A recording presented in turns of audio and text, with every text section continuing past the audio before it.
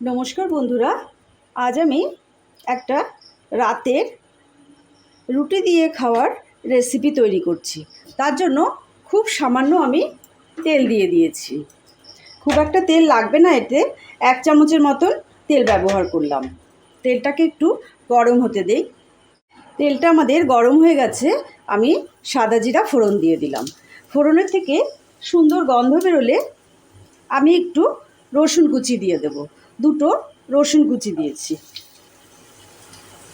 এটাকে একটু নেড়ে নেব। তারপরে সামান্য একটু আদা, একদম সামান্য। আঁচটা কিন্তু একদম লোতে রাখা।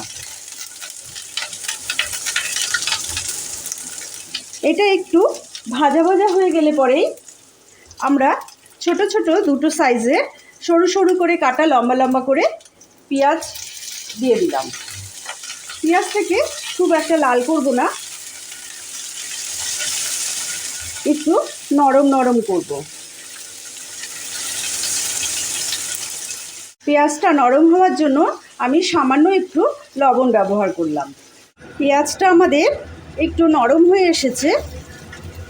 এই সময় আমি গাজর আর বিনস, একটা গাজর আর 5-6টা বিনস একটু বয়েল করে রেখেছিলাম, সেটা দিয়ে দিলাম।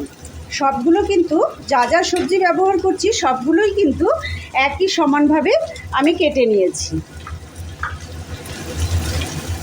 এটাকেও একটু নাড়াচাড়া করব। এখন কিন্তু লবণের ব্যবহার করব না। আমাদের এই সমস্ত সবজিগুলো কিন্তু বেশ ভাজা ভাজা হয়ে এসছে, কিন্তু সবজিগুলোর রঙটা কিন্তু নষ্ট করব না, সেই জন্য খুব একটা ভাজা ভাজা করব না। এর মধ্যে একটা ক্যাপসিকাম আমি এই রকম সরু সরু করে কেটে নিয়েছি, যেমন গাজর কেটেছি সব তরকারি সেই রকম করে। ক্যাপসিকামটা কিন্তু খুব একটা বেশি ভাজা করব না। ক্যাপসিকাম বেশি ভাজা করলে পরে, নরম হয়ে গেলে পরে ক্যাপসিকামের কোনো টেস্ট থাকে না। এই সময় আমরা লবণ দিয়ে দেব। আগে আমরা একটু লবণ দিয়েছিলাম, আর এখন এই পরিমাণ আমি লবণ ব্যবহার করলাম। লবণ দিয়ে এটাকে এপাশ ওপাশ করে উল্টে দিলাম। সামান্য একটু হলুদ, ছোট চামচের 1 চামচ কাশ্মীরি লঙ্কার গুঁড়ো দিয়ে দিলাম। এইখানে আমি 1 চামচের মতো বেসন রোস্ট করে রেখেছি, আর সঙ্গে আমার বাড়িতে পাতায় টক দই এটার সঙ্গে একটু মিশিয়ে দেব। এই সময় আপনারা যদি চান তাহলে একটু চিনি দিতে পারেন। এইরকম করে ফেটিয়ে সুন্দর করে ওর মধ্যে দিয়ে দেব। আর এই সময় আমরা একটু পনির দিয়ে দেব। এটা আমি বাড়িতেই ছানা করে রেখেছিলাম, 100 গ্রামের মতো ছানা দিয়ে দিলাম এর মধ্যে। দিয়ে এটাকে ভালো করে নাড়াচাড়া করব। ঝাল হওয়ার জন্য গোলমরিচের গুঁড়ো দিয়ে দিলাম, আর দিলাম চিলি ফ্লেক্স।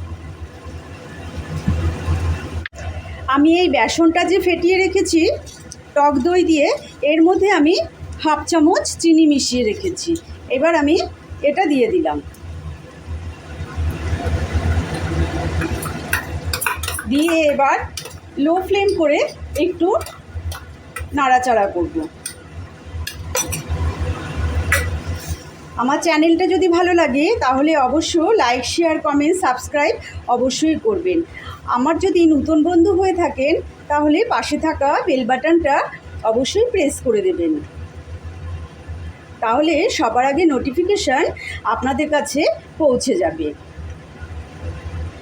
আমার বন্ধুরা সব সময় আমার কাছে থাকবেন, আমার পাশে থাকবেন। একটা লাইক কিন্তু অবশ্যই কিন্তু করবেন। আমি আপনাদের থেকে একটা লাইক, একটা সাবস্ক্রাইব কিন্তু আমি চেয়েই নিচ্ছি। এটা আমার অনুরোধ থাকলো আপনাদের কাছে। আমাদের অলমোস্ট কিন্তু এই তরকারিটা হয়ে গেল। আপনারা কোথাও জার্নি করতে গেলেও এরকম শুকনো তরকারি নিয়ে যেতে পারবেন। সমস্ত কিছু হেলদি জিনিস আছে এর মধ্যে, খুব হেলদি খাবার এটা। রুটি, পরোটা, লাচ্ছা সব কিছুর সঙ্গেই ভালো খাওয়া যাবে। এটা আমাদের এই তরকারিটা কিন্তু পুরো কমপ্লিট হয়ে গেল। এবার আমি পরিবেশন করে দেব। এই রাতের খাবারটা কিন্তু প্রচণ্ড হেলদি। আপনারা যখন তখন কিন্তু বানিয়ে নিতে পারেন। ঘরে থাকা উপকরণ দিয়েই এগুলো কিন্তু বানিয়ে নেওয়া যায়। বাচ্চাদের জন্য কিন্তু খুব ভালো। এর মধ্যে ঝাল নেই, মশলা নেই, কোনো কিছুই নেই, সামান্য তেল দিয়েই বানানো হয়েছে। আবার কোনো দিন হাজির হয়ে যাব নতুন কোনো রেসিপির সঙ্গে। ততক্ষণের জন্য আপনারা সুস্থ থাকবেন, ভালো থাকবেন।